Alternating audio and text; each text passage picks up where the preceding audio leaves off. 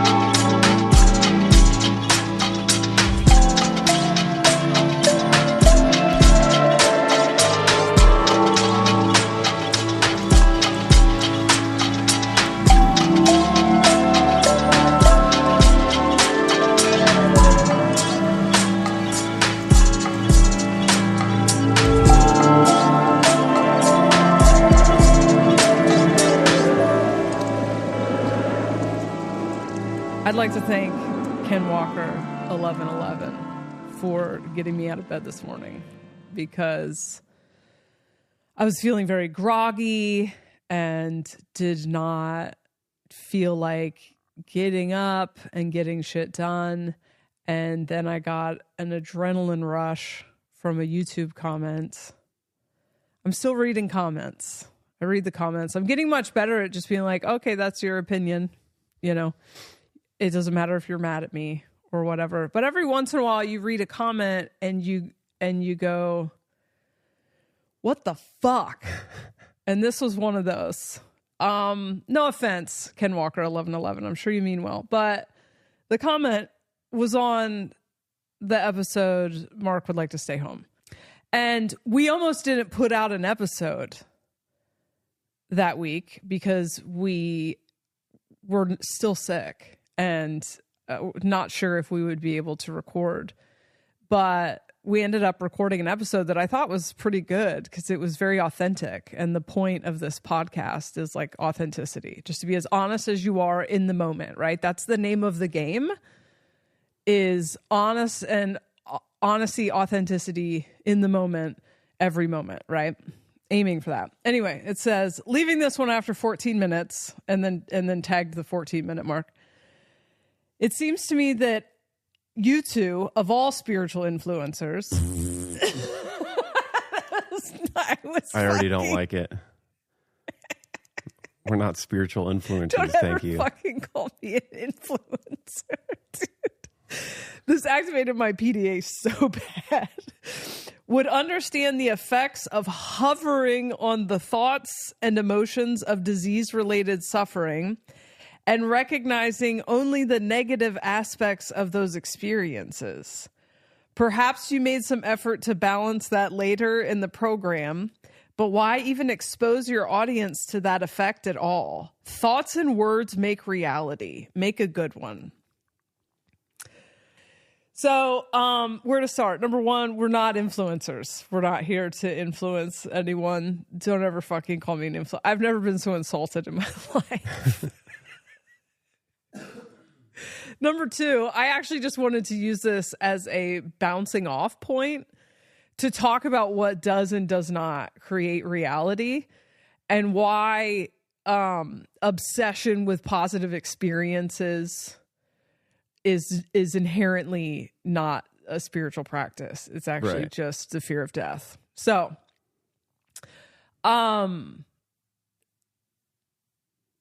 reality is not created by words and thoughts in the way that like the material mind would have you believe. And I'm going to talk to you like you're 5 years old here, because you talked to me like I was 5 years old. So now I'm going to explain it. I'm going to mansplain how reality creation works. Since I'm a spirit, because that's what spiritual influencers do. So I get my understanding of how reality creation works from going on 25 years of working with reality creation and being pretty fucking good at it. Reality is created by a frequency that is a combination of emotional energy and thoughts, kind of. I don't know. I find that thoughts create reality as an oversimplification that in early awakening will have you like paranoid that you thought about something, that every intrusive thought you thought about. Like the mechanism doesn't work that way. It's actually a lot more complicated. And it's actually your narrative and your identity that are creating things at a much higher rate than anything else. And your subconscious is also creating reality, and being obsessed with only positive experiences and incapable of sitting with quote unquote negative experiences. That fear does not go away because you're pretending it's not there. It's just sitting outside of your awareness. So it's sitting in your subconscious creating the shit, right? So it's like avoiding every quote unquote negative experience or hearing other people talk about a painful experience or something like that doesn't set you onto a higher timeline because you're clearly afraid of it. Does that make sense? Yeah.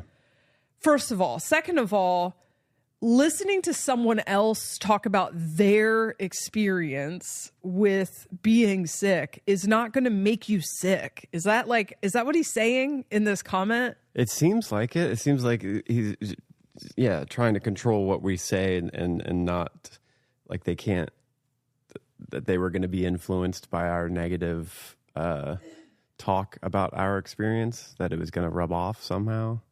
Yeah. See, this is like religious puritanical, like this is toxic positivity. This is spiritual bypassing. Like this is, and I defend spiritual bypassers because if you had the capacity to sit while someone else talks about their discomfort, you would have done that rather than typed out this comment. So that's fine. But like to imply that it's then going to get on the audience. Yeah. Is like, this is a misunderstanding in the spiritual collective of how reality creation works. So we had a bad time. We had a rough vacation. While it was happening, we were having conversations about why it was in our highest good. And the reason for that is because we honestly operate from a place of everything that's ever happening is happening from our highest good. Right. But that's a paradox. That doesn't negate the fact that we were physically very uncomfortable and that we had a very uncomfortable time. And there is this confusion in the spiritual community because there's not paradox being held, paradox meaning two conflicting things being true at the same time, that to express an emotion or to sit while someone else expresses an emotion is somehow not spiritual. Right. Because it's not constantly positive. The fucking reality that you are a part of, the imagination, the giant writhing imagination, actually doesn't only want positive experiences. We're not here for specifically positive experiences. The giant imagination is not seeking only positive experiences. That's your fear of death that's doing it. That's your lack of resilience that's doing that. Now, if you understand how reality creation actually works and you're able to sit with the death and the suffering and the darkness and the shadow and the whatever, and you're able to accept the entirety of the experience, the paradox is that you can then navigate to mostly desirable experiences. The vast majority of experiences I have are that which I desire. But every once in a while, I get handed a shit sandwich. And when I get handed a shit sandwich, I go, this sandwich tastes like shit. This is what it felt like to eat this shit sandwich. And then I move on with my life. And that ability to feel feelings, process feelings, sit with feelings, not deny feelings, not feel a need to like sanitize my conversation so that I can appear spiritual. It's like germaphobia. It's like some weird spiritual germaphobia that you think it's like going to get on you. And this is the thing when I had a miscarriage and then found out everyone else had had a miscarriage that I knew. And the reason that nobody talks about it is because people don't listen. And the reason that people don't listen and hold space for other people is because they think it's going to get on them. And that's fucked up. And that's why people don't have community. And that's why people feel alone, is because we can't count on each other to be there. And you don't have to be there. I mean, here's the thing, is you don't have to listen to me talk about having a rough trip. You can stop listening at 14 minutes and understand that that's about you and your capacity. You don't have capacity for it. And that's fine. There are times where I can hold space for people and there are times where I can't hold space. There are times where I can watch human suffering on the internet and be okay. And then there are times where I am like, oh, I don't have the capacity. Like my cup is too empty. And so this is actually dragging me into a hopeless frequency. But that's a statement about my own capacity in that moment. It's not because so I've spent the last week watching videos of people suffering in natural disasters and crying. That doesn't mean I'm now going to experience a natural disaster. First of all, there's nothing more protective than the frequency of compassion. And if you're in a state of compassion while someone else is venting or whatever, like expressing pain or grieving, or you're holding space for them, you are not innately where they're at. Their energy is not going to get on you if you are in a state of compassion. That is about as high vibe as you can get. Sorry, this just made me preach like a fucking sermon. This is the new age shit that drives me out of my fucking mind. It's taking something extremely literal. And this is why so much law of attraction stuff is not like effective. That's why it doesn't work for people. Everything's not positive. What's the most important is to be real, to be honest, and to be authentic. And if someone is being real and honest and authentic and they're talking about their experience and they're talking about their feelings, nobody owes it to you to put a positive spin on it so that you don't end up, what is that? Like you think you're going to catch COVID because you listened to me tell a story about having COVID? Right. I had a rough time. I had just gotten back from that trip. I was still sick and I had a rough, traumatic week. And I was talking about it on my podcast. And you're free to listen or not listen. Oddly, someone who was also having a rough time called me today and was like, thank God for that episode, man. That episode helped me like put things into perspective, you know? And I think that the thing that I'm trying not to speak for you, but I know we're on the same page, is like, we're going to have growing pains for the next few years. And if you don't believe that, then that's fine. There are plenty of people that are willing to stick their heads in the sand and just talk about nothing but good vibes and abundance and whatever. Because all those things exist. They all exist together, as far as I'm concerned. I think that someone needs to be talking about the fact that, like, we're going to have some growing pains. We are already having some growing pains, and we're going to continue to have some growing pains.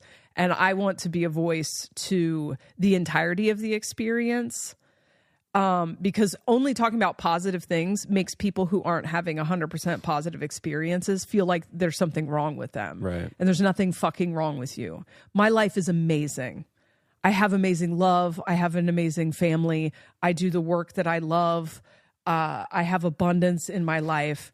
My life is firing on all cylinders. And some days I just get handed a shit sandwich. And some days I suffer loss. And just like I said in that episode, like, sometimes it's your time. And when you're in that, the last fucking thing anyone wants is some smug, fucking toxically positive asshole. No, I'm not saying you're an asshole, Ken, but like, this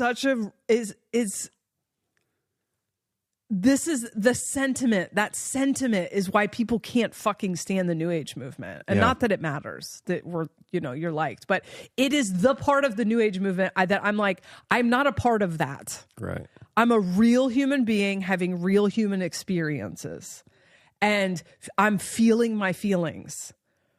A giant writhing imagination wanted to know what it felt like to have that exact experience. And it's my job to process that, to feel those feelings, and to send that into the bank of the Akashic records as an experience that was had. And it wasn't a fun experience. It's definitely, was painful. I'm over it now. But that's my job, is to be honest and authentic and real, and to feel my feelings and to process my feelings. My job as an aspect of God is not to go la, la, la, la, la, la, la, la, when something that's not quote unquote positive happens.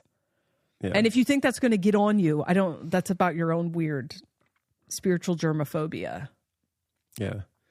I think in general too, just to make a comment like that, in a sense, is negative. By the end of it, you're reading it, it's like, there's a little contradicting of whatever you're putting out there too, is very much saying like what we're experiencing as an individual is wrong. Yeah. And we need to be doing something else, which is somebody that doesn't understand individuality, doesn't understand autonomy, and gives people space. It was like a pretty negative thing to do. While I think them thinking they're coming across as all-knowing and more wise and, and more balance, when it's obviously not. You're making like the act of what you're doing. You're trying to tell something to someone that is wise, but the act of it is not. It's stepping over someone's... You're stepping into someone else's aura, which I think is confusing for people. And this is its own thing of parasocial relationships. But I'm talking into a microphone with an air of authority about whatever I'm excited about. But there is a consent thing here, because you, the listeners, are tuning in to listen to my opinions. I am not like sending this podcast to people. I am not... having it preloaded onto people's iPhones to play every time they start their car. Like, it is the consent is implied because you're listening to the podcast, and it actually is a one-way thing. And this isn't about this guy, but this is about just the way that like people feel a power dynamic in parasocial relationships that is actually about the receiver. Like, the artist is just putting stuff out. And then the receiver goes, well, you owe me something. We're seeing this with like Chapel Roan right now. Like, you owe me something because I listened to you. And It's like, no, that's actually not how this works. You can then start your own podcast. You can stitch my TikToks. you can do whatever you want, but like you're like coming into someone else's energy field where you weren't invited. And the way that people do that is really interesting to me, because you can almost hear the disempowerment of like, well, I have the entitlement to just talk to you like this. And it's like, well, that's weird. Right. I think that's weird. And I'm not ragging on Ken Walker 1111 anymore. It's fine. But no, I think it's great. It's bringing up a common thing in the spiritual movement. It's this toxic positivity and this lack of awareness of the darker parts, and like how to sit through that, how to be authentic through that. You know, I think a huge part of why you've always been successful in sharing like this art of podcasting is sharing deeply, transparently, like what you're going through. And it's my entire thing. It's who I was as a comedian. Did listening to Meth P make you want to go drink your own piss? Right. And that's what people want. Like, and I think it's actually lacking in a lot of the New Age movement and spiritual talkers, is that the people are always kind of curating. They're overly curating what they're putting out to sound, you know, wise and positive and be this like beacon of light, when what people really need as a bridge to some of these harder understandings is somebody that's in the mud with them too, and sharing like what they're going through authentically, the hard stuff, the stuff that's like not easy to talk about. And that's what's so like, it's palatable. Like people can really connect that way. You know, if on the contrast, if we were to share that experience and kind of not say it was COVID and say we got sick, but you know, this was really great too, and it was just positive. Like, we're not getting into the depths of what we actually experienced. We're kind of, you know, fluffing it up just so it doesn't, for what? I mean, to sound like something we're not necessarily. And so I think that's what's like, I think that's what's really powerful about what you've always done, is being just brutally authentic, and people grow from that. You know, people learn from it. Even if it's just from the example of being authentic and saying the hard things, you know, and people now know, oh, like I can do that too with my spouse or with my friends. I can just be authentic because somebody else is doing it, and I don't feel alone. I gotta calm down. I'm too jacked up right now. Well, I think let it rip. Be authentic. That episode, you know, we talked a lot about the collapse and the heavier aspects of it. And when I was editing it, I did think for a second, specifically the stuff around the collapse. I was like, I hope people understand what we're saying here, you know, because I know there are a lot of people that are just aware that like the old thing's dying, a new thing's going to be born. We're right in that cusp in between the two, which means we will witness the death of the old thing. But I've seen people who are like, you know, we don't have to be on that timeline. And that's sure. It really doesn't have to be as bad as it could be. I mean, my understanding is this is the first time we've ever taken our bodies through this portal. And every other time, this moment that we're in is cataclysmic. And we just reincarnate to the next thing. And that this is like the coolest time to ever fucking be alive, because we are literally doing something on this earth that we've never done before. And so that's all very exciting.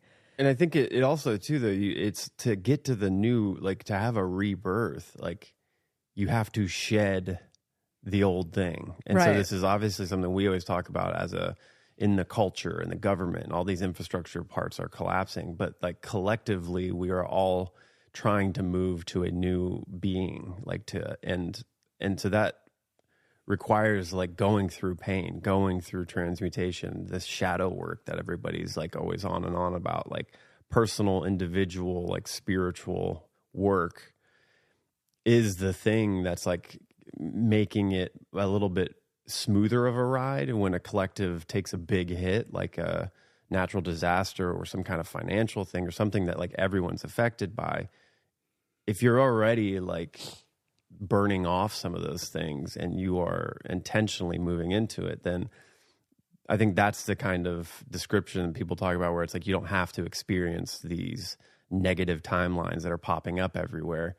But you're going to have to be experiencing something of some kind of pain and discomfort, letting go of things and opening up to something new at some point, you know? And I think, so it's the being like tuned into that and doing whatever work you can, but then when you do get a shit sandwich, it's not to then, you know, retract and cling and start to think that you're on some bad timeline. It's just a reflection of like, oh, I'm needing to clear out some more things, or I'm needing to, you know, look inside of something that I maybe hadn't seen yet. And I'm now being forced to kind of look at something, and I'm having to experience this pain for something good, but being open-handed about it and being like just open to it and then transmuting it, then, you know, this is the process. It's like, it is going to be a process of us as a collective having to kind of really transform into something new and different. And that's like a painful process. Just like with, like we always talk about, like the chrysalis of a caterpillar turning into a butterfly. That doesn't look like it's a comfortable process. It doesn't look like it's easy, and it's all love and light, beautiful experience. It's gnarly. There's very gnarly. There's blood and guts and changing and a striving forward, no matter what, like to get to the end of that.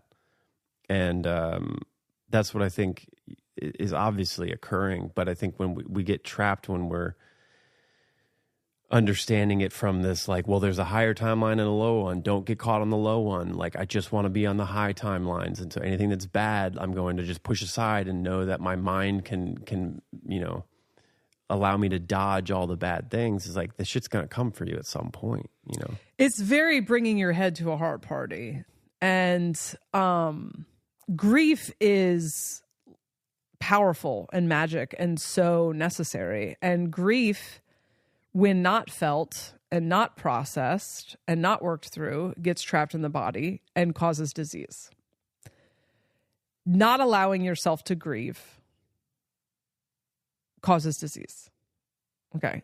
Now also, like, what disease causes disease? Like, two things can exist at the same time. But that is like energetically trapped grief shows up as illness or injury, right? And the vast majority of us have trapped grief because we weren't allowed to grieve as children. We were told that, you know, give us something to cry about, or you don't need to cry about that, or whatever. Most of us have shame around feeling our feelings. I do sessions for people that are just like suffered a crazy loss of like their partner or a kid, and they have so much self-judgment about the grieving process, you know, that they should be better right now. And that is just bringing your head to the heart party. That is your mind trying to take up a space that your heart is supposed to be taking up. So that causes disease. Now, if you're listening to someone else talk about their experience, and this isn't like a habitual thing, you know, I have found I'm pretty low tolerance at this point in my life for like catastrophizing and chronic victim states. And so I did eventually set the boundary with several friends that, like, I'm just not the vent friend if it's habitual, you know, if it's chronic. I'm the one you come to when you're ready for like solution conversations.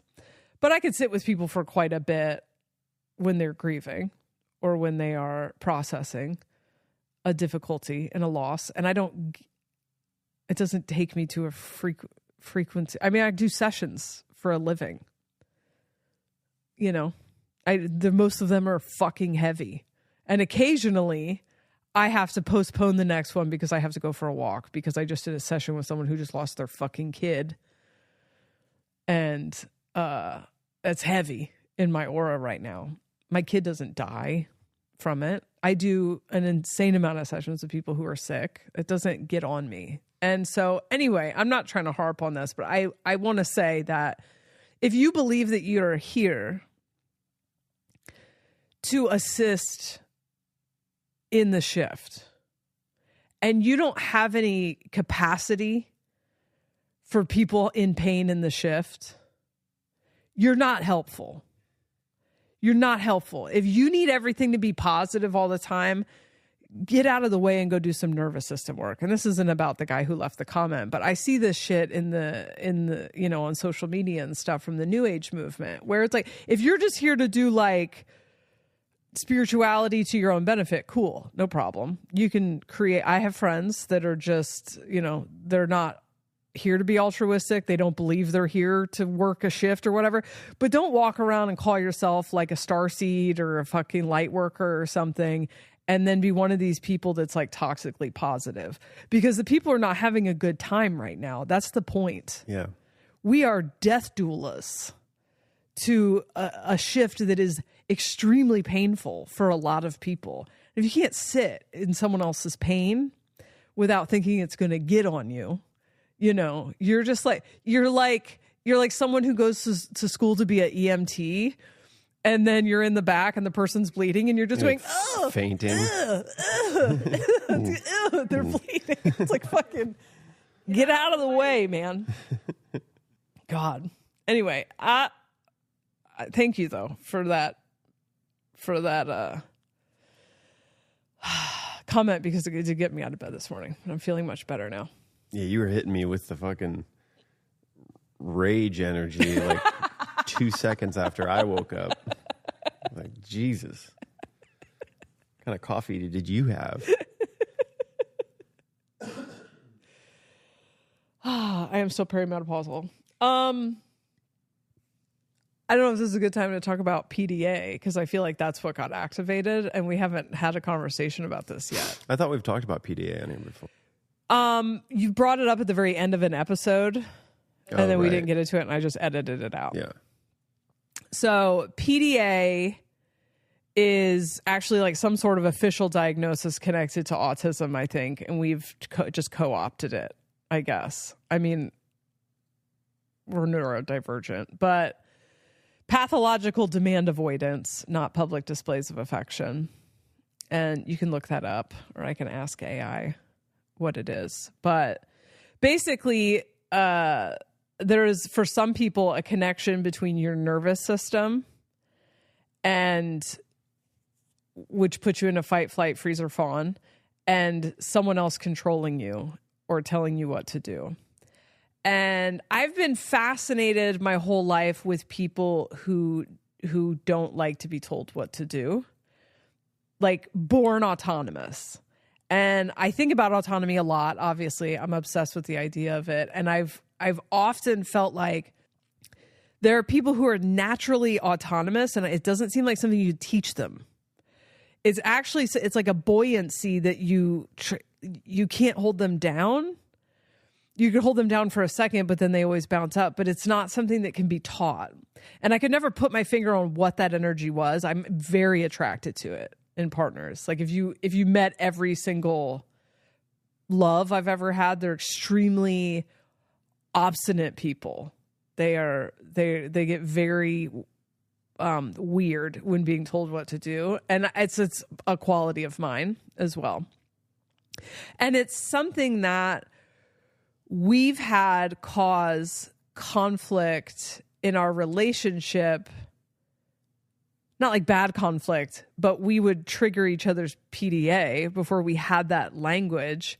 And then once I went down the rabbit hole of that framing, it's actually it's been so amazing, because now if your PDA gets triggered, you just go like, oh, that triggered my PDA. Right. Or I recognize it right away. And then I'm not taking your reaction personally.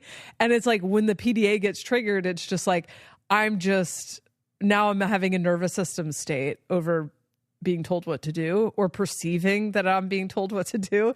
And I just kind of have to ride it out. Yeah, because there's nothing you can do when you trigger someone's PDA. They have it. Like you have to just take a break. Like you can't really Because once, at least for me, when I get activated like that, like I'm like, get back the fuck up. Like, you're just stop. Shh. No, I can't hear one more word because I feel like you're telling me what to do and that you know me better than I do, which I think is interesting. I think where this would occur in a relationship was not petty stuff. It's like when we're actually trying to be of assistance to each other in some kind of spiritual way, that we'd accidentally cross into each other's kind of identity, and we would feel threatened by the other person, giving advice of how I should be showing up or something. That it's easy to do that, I think, like within spiritual relationships, just friends or loved ones, that it triggers a lot there, Yeah. My 14-year-old has, my 14-year-old child with autism has like severe PDA. And I've noticed a common thing with Capricorns too. Like I don't know. I just feel like I've always had it really, like, even when I was a kid, I hated anybody telling me what to do. And here's the thing is, like, I don't think anyone likes to be told what to do. There are a lot of people who are constantly asking people what to do, and it's extremely rare for me to ask someone what to do. It is not easy to speak into my life at all. I am very guarded in that way, and I get offended very easy. And I've sat with for a long time, is that because I'm an egomaniac? Is that because I think I need to tell other, like I tell other people what to do, whatever. Like I've had like guilt and shame around it, but it is, I now believe, a protective mechanism. Yeah, it really stops protective. You from and I've been like this since birth. I mean, I remember being a tiny ass kid in, early grades of school thinking, who the fuck does this bitch think she is to tell me what to do? Like never in my life did it as a child. I was just like staring at the clock. Like how long till I can be done being told what to do? Like I do not like to be told what to do. I do not like to be infringed upon. And I parent from that perspective. So I'm very careful with the way that I tell kids what to do. And you can see it very much with Phoenix. There's a specific way you have to tell Phoenix to load the dishwasher, because otherwise you watch Phoenix have to swim upstream of the activation. Now, Lilith is not like that.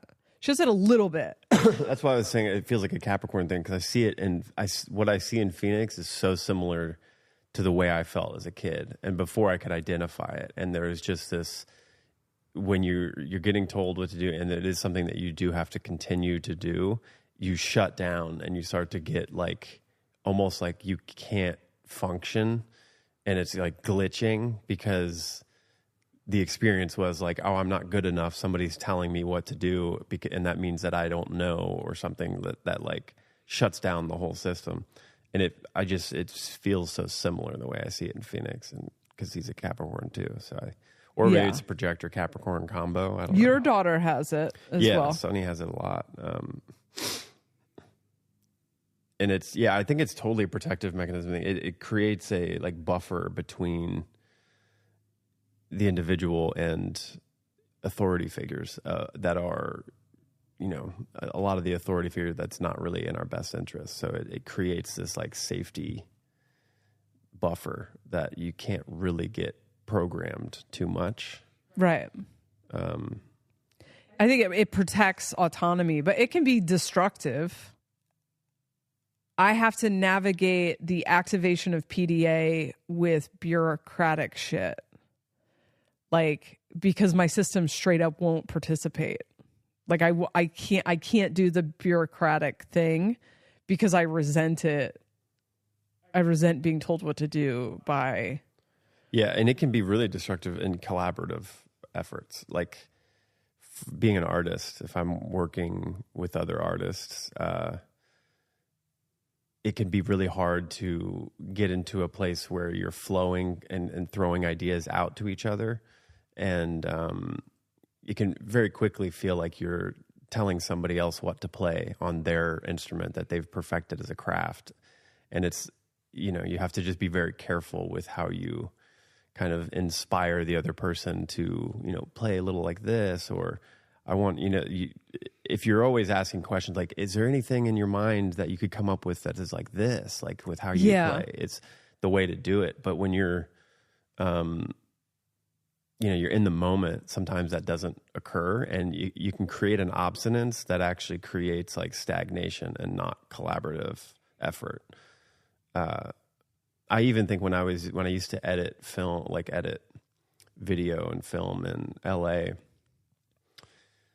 and you'd have, the client come in like halfway through the project or near the end, and I will have been like slaving over this thing forever. And I'm like, I know the editing program well, and I understand the art of editing, and I'm making all these decisions. And then they come in and are like, yeah, no, can you not do this here?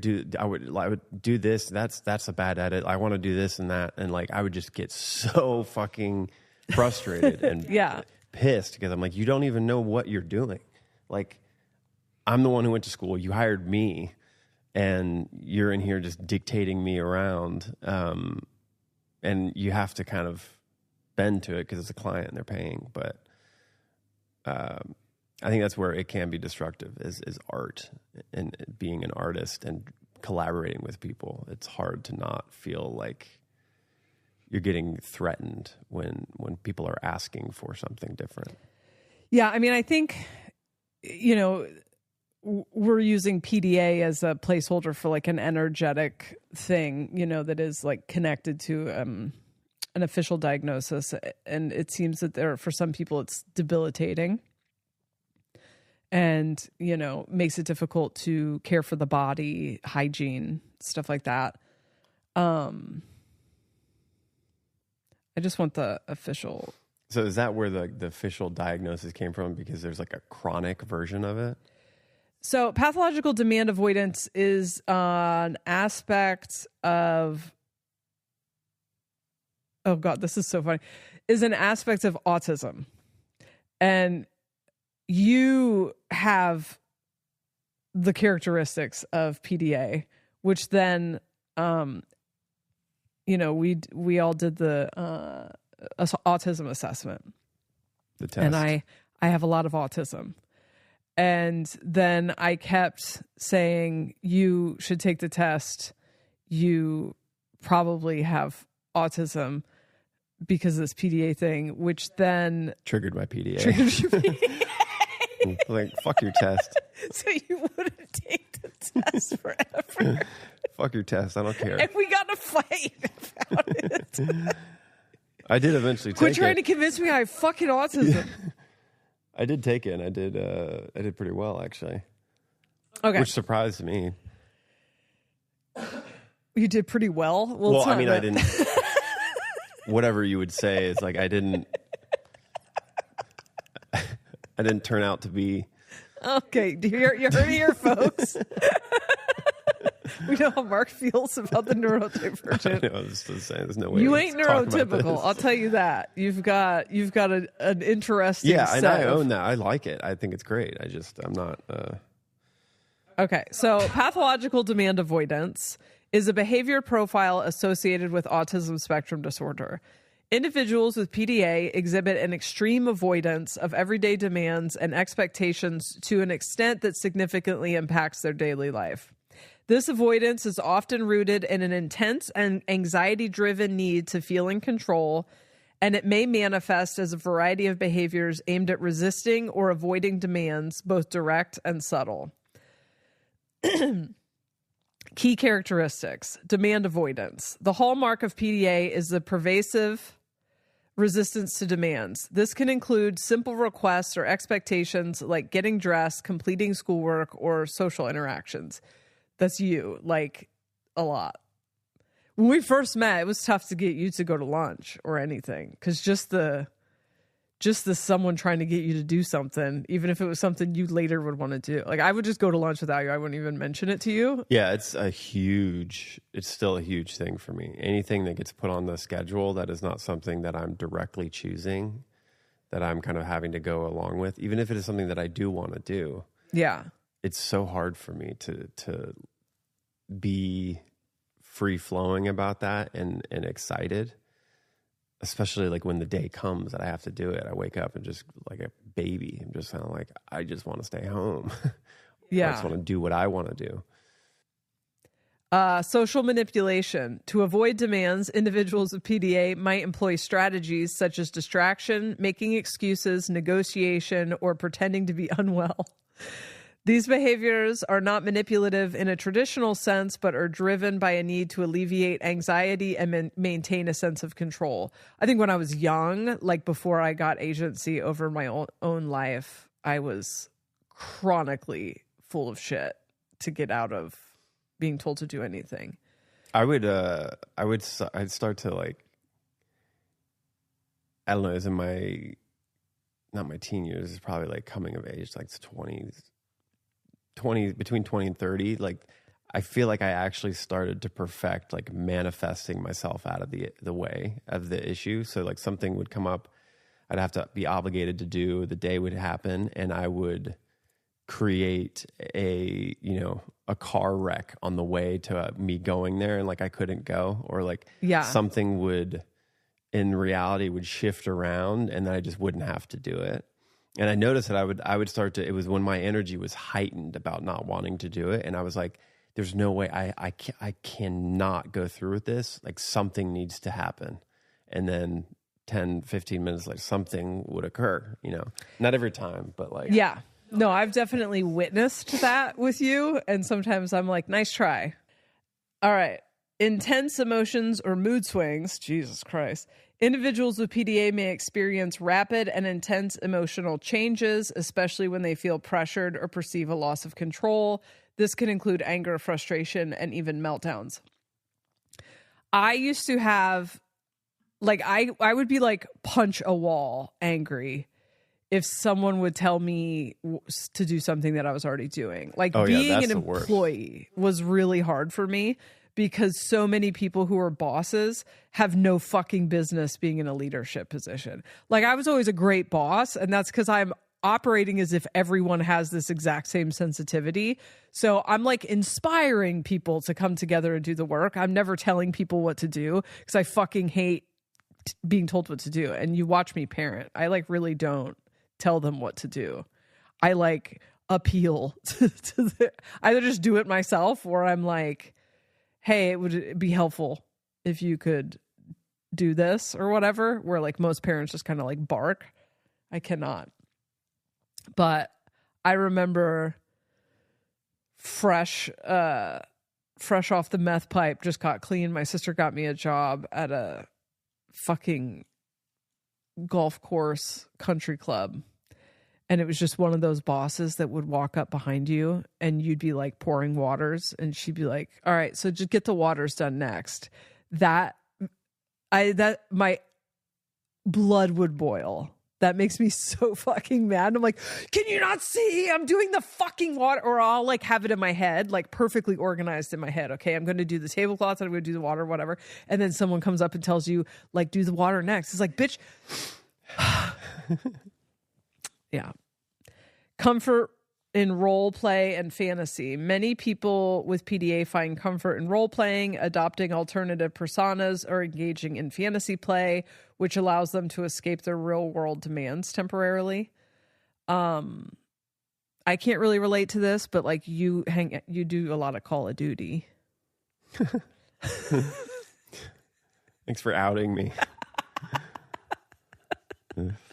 I have been playing a lot of video games lately. It's not typical, but I don't know if that's like role playing.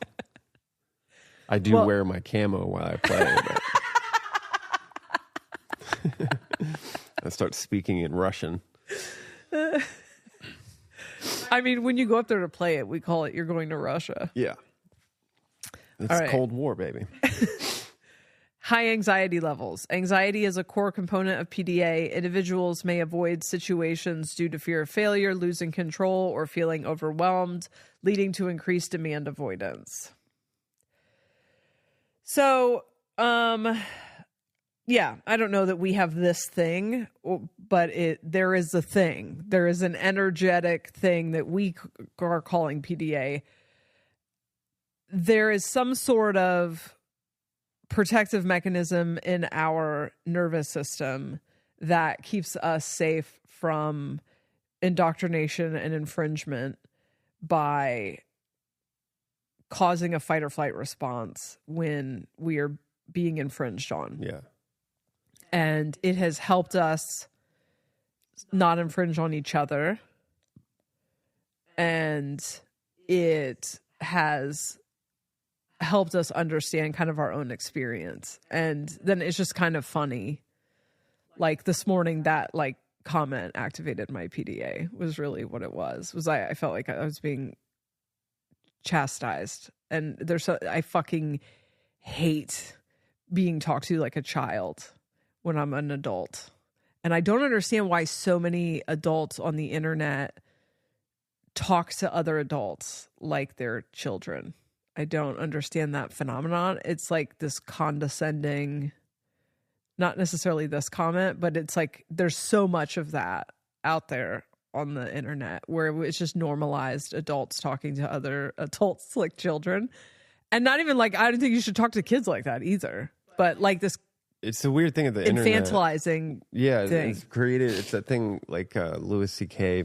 made that great like statement on Letterman or something a long time ago, where like the idea of bullying like kids these days, that they say the most wild shit online to somebody, but if they're face to face with them in school, they wouldn't say those things because it would directly feel the result and making someone feel bad. Yeah. Or they would directly get punched in the face, and they'd learn a quick lesson not to speak to someone like that.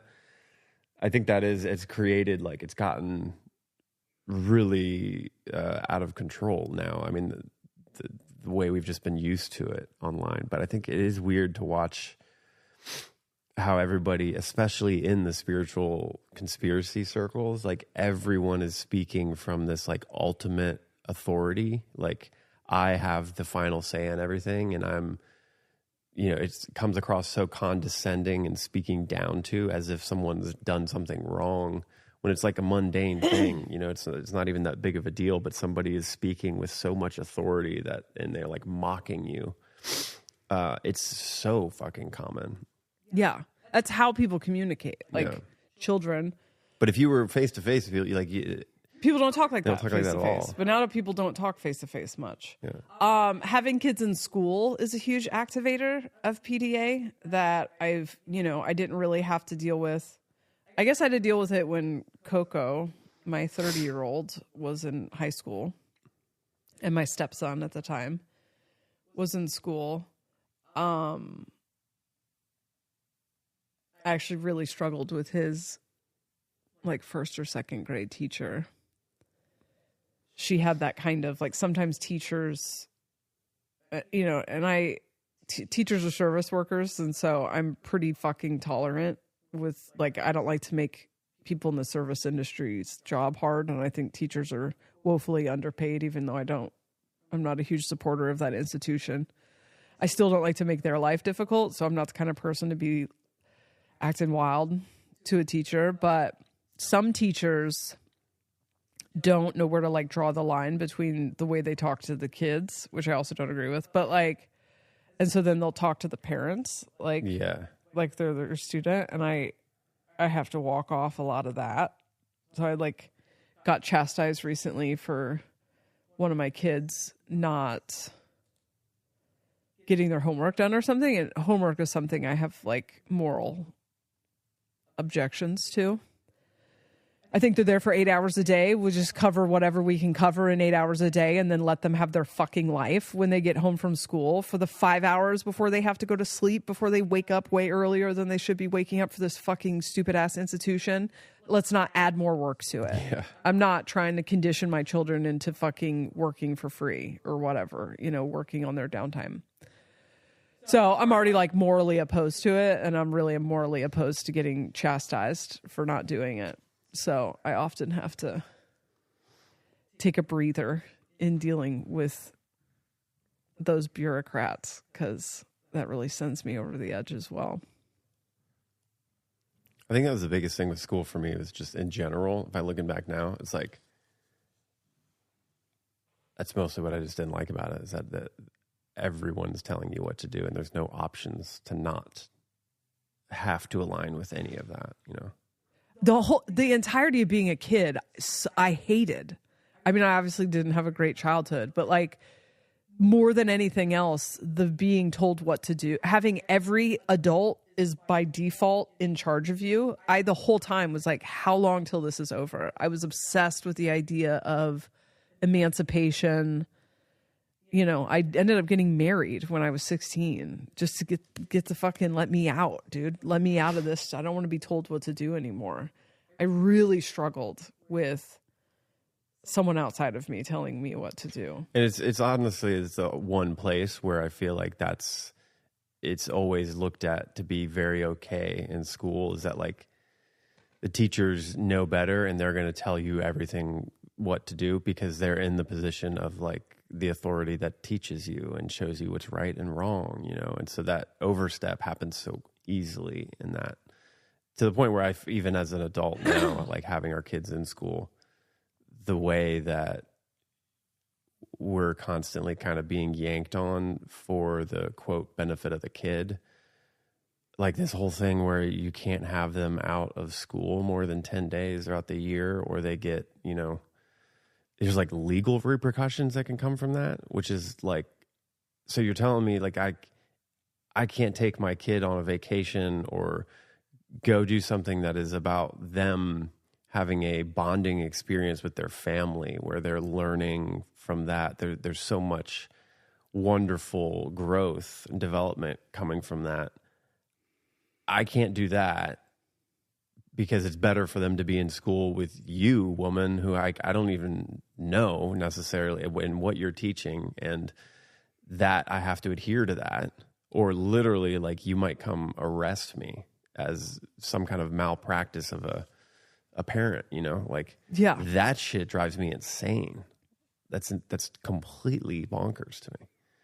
And I think that this is the new thing, I believe.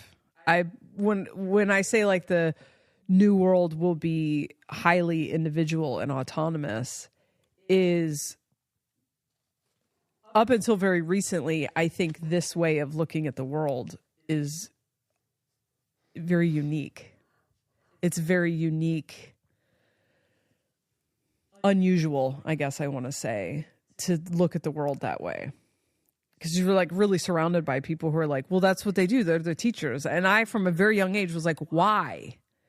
Why am I at this place being taught these things? Why is this person in charge of me? Why is it important that I do what they say? Like, to what end? And all my parents could give me was like, well, so that you can get a job. And I'm like, okay, for what? So that you can pay for your life. Pay for what? And then I really was just like, oh, to get a house? A house is just a place you put your body in between working.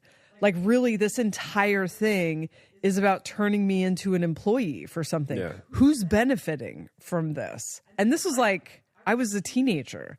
And the people, like, nobody questioned it. Nobody questioned the system, the school system. People were just like, oh, this is just somebody told me what to do. And now sometimes I get to tell other people what to do. And it's like everyone's just like open for this programming, except for people that have this one specific obsession with control. Right. You know?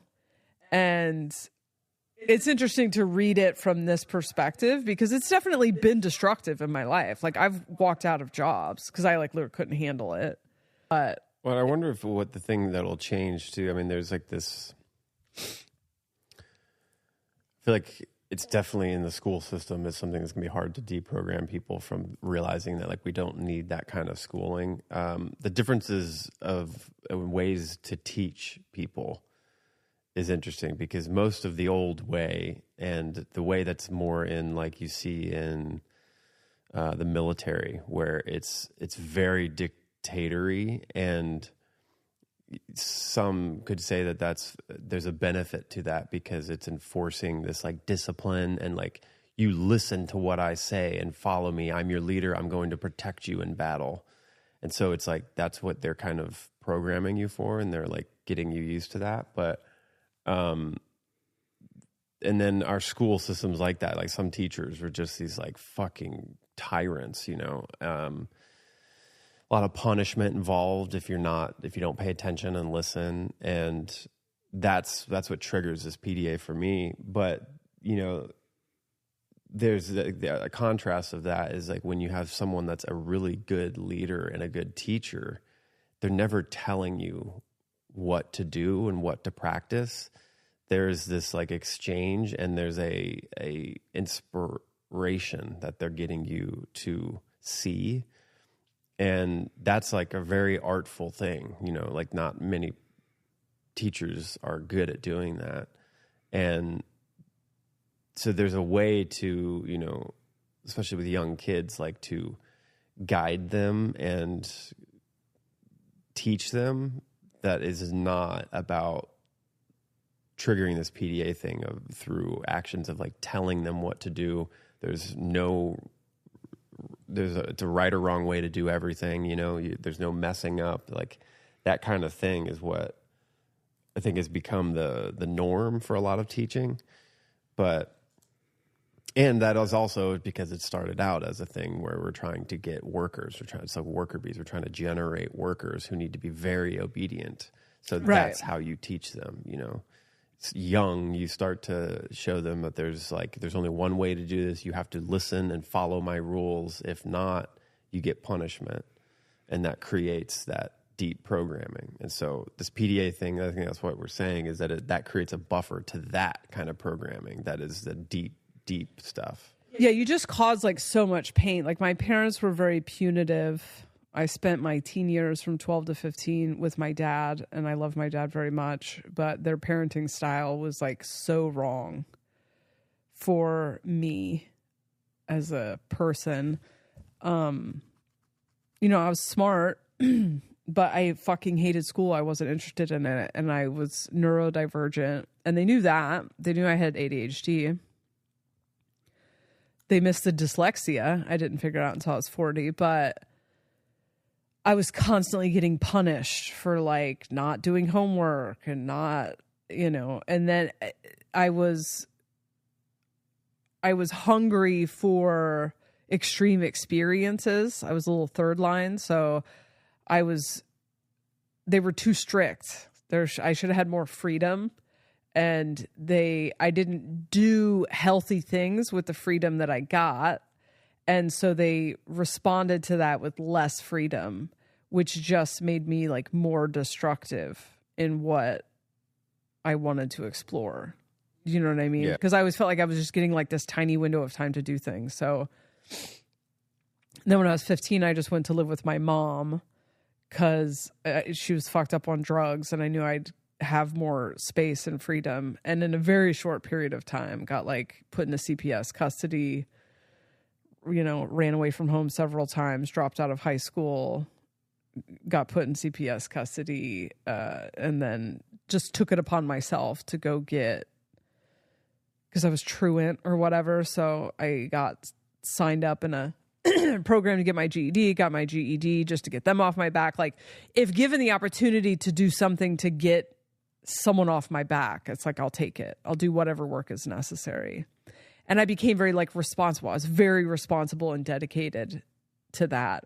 And so that's what I've kind of learned from that. And having a kid who has this, it just has always come naturally to me. It's my natural parenting style, but there is something called low demand parenting when you have a kid who has this, where you try to put as few demands on them as possible and give them as much space to make their own decisions. So with my kids, it's like I advise, and then there are certain things like food is something I'm picky about. So, but that's just like the food's in the house or it's not in the house, you know, or this is my 2 cents. I'm giving you my 2 cents on this decision. My preference is that you don't do this. And it's crazy the amount of times that they will pick the thing that I want them to pick just because I didn't impose, whereas when my parents would impose, I would just lie and do it behind their back. I didn't trust them because they weren't showing me trust. You want to go? Yeah, I guess if there's nothing else to talk about. Where can people find you? Where you can find me. Said it enough on here. Instagram, Suitnop. You can book sessions there through my link tree. And I make music under Suitnop on Spotify. JessaReed.com for my stuff. We'll be back next week with energy again, hopefully.